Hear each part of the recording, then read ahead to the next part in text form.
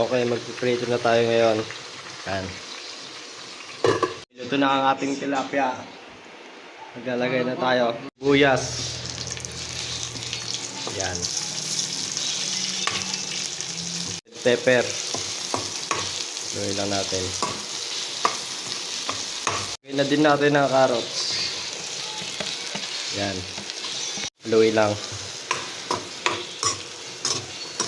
Yun.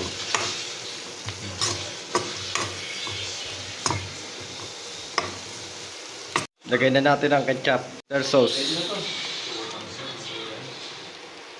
Medyo konti lang. Yan. Dagdagan ko ng ketchup. Konting toyo. Yan.